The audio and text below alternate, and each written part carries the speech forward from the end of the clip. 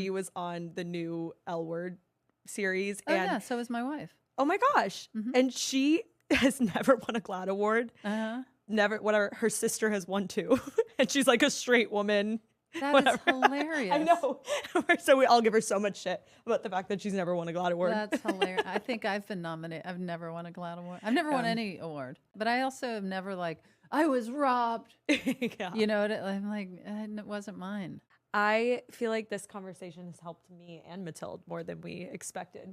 Look, I've never met you. I rarely drive anywhere, but I want people to know about Come See Me in the Good Light, the documentary. I will go anywhere. I will do I would have walked here. And I really appreciate you having me on and letting me talk about this. It's the thing I'm most proud of in my career is this film. It's true. It's very true. So yeah, thank you for having me. Of course. Where and when can people find it? November 14th, it will be on Apple TV. Yeah, Andrea didn't think that they were going to live to see the film, and it was incredible. We finished the film, submitted it to Sundance without telling Andrea because we didn't want to let anybody down in case it didn't get in. This film got in unanimously with a panel of 15 people deciding. I've never gotten that feedback from Sundance. Unanimous. Wow. The group of people that made this film, it was 1,000,000% love and passion. When I called Abby Wambach and Glennon Doyle, who I knew were fans of Andrea's, I said, I'm doing a project about Andrea Gibson. And they said, can we send you a Zoom link right now? These people go to bed at 7 p.m. It was like 8 o'clock. They sent me a Zoom link within seconds. And I pitched I said, we're doing this documentary.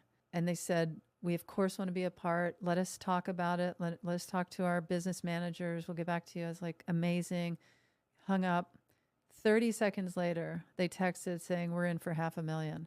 And I was like, wow. And that was the beginning of green lights from investors to crew. The crew that worked on this movie, after it wrapped, continued to go back and visit Andrea and Meg because they love them so much. Wow.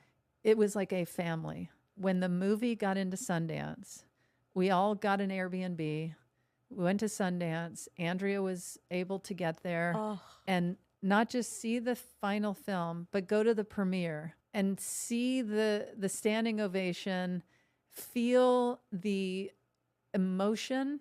And, you know, there's funny moments in the movie, and hear the Will Ferrell level of laughter in the theater. And then we would all go back to the Airbnb and have tea and sit by the fire and talk and share stories and laugh, and just had our own little, not very Sundance experience. Because anytime I'm normally at Sundance, we are at doing press, we're at parties, we have to do all of that stuff.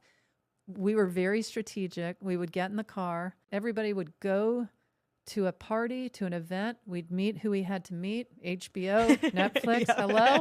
And then we'd be like, let's get out of here. And then we would we'd go back to the house and we'd sit and have tea and laugh. Let me tell you, we left Sundance and I was back filming in Toronto.